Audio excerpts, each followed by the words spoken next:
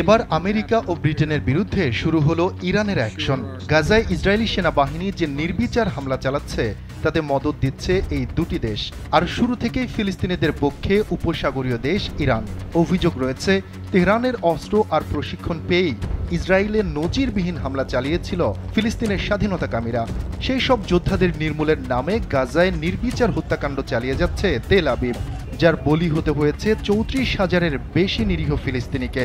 ইহুদি সংখ্যাগরিষ্ঠ দেশটির এমন অপরাধকে অন্ধভাবে সমর্থন করে আসছে লন্ডন ও ওয়াশিংটন।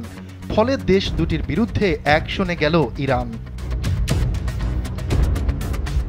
বার্তা সংস্থা এএফপি এক প্রতিবেদনে জানিয়েছে, মার্কিন ও ব্রিটিশ কর্মকর্তাদের ওপর নিষেধাজ্ঞা আরোপ করেছে তেহরান। বৃহস্পতিবার এই নিষেধাজ্ঞার ঘোষণা দিয়েছে দেশটি।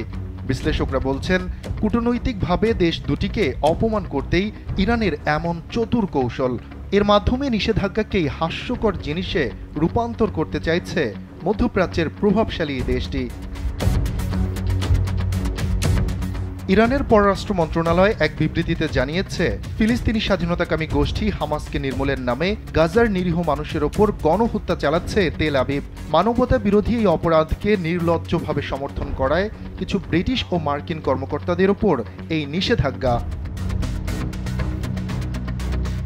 ওই বিবৃতিতে আরও বলা হয়, আমেরিকার বিশেষ অপারেশন কমান্ডের commander general Brian P Fenton এবং মার্কিন নৌবাহিনীর ৫ম নৌবহরের সাবেক commander vice admiral Brad Cooper সহ ৭ জনকে নিষেধাজ্ঞার আওতায় আনা হয়েছে। নিষেধাজ্ঞার বিষয়ে ইরানের পররাষ্ট্র মন্ত্রণালয় আরও জানায়, যুক্তরাজ্যের প্রতিরক্ষা secretary of state Grant Shapps, British সেনাবাহিনীর কৌশলগত কমান্ডের কমান্ডার জেমস হকেনহুল ও লোহিত সাগরে যুক্তরাজ্যের রয়্যাল নেভিকে নিষেধাজ্ঞার লক্ষ্যবস্তু করা হয়েছে। এছাড়া মার্কিন সংস্থা লকহিড মার্টিন ও শেভরন এবং ব্রিটিশ সমকক্ষ এলবিট সিস্টেমস, পার্কার মেগিট ও রাফায়েল ইউকে এর বিরুদ্ধেও শাস্তি ঘোষণা করা হয়েছে। ইরানের পররাষ্ট্র মন্ত্রণালয় জানিয়েছে, নিষেধাজ্ঞার মধ্যে রয়েছে ইরানের আর্থিক ও ব্যাংকিং ব্যবস্থায় অ্যাকাউন্ট ও লেনদেন ব্লক, ইসলামিক প্রজাতন্ত্র ইরানের এখতিয়ারের মধ্যে সম্পদ ব্লক এবং সেই সঙ্গে ভিসা প্রদান ও ইরানের ভূখণ্ডে প্রবেশে নিষেধাজ্ঞা।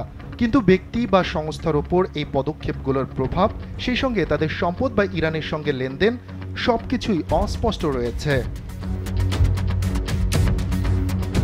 শফিকুল ইসলাম শান্ত, কালবেলা ডেস্ক।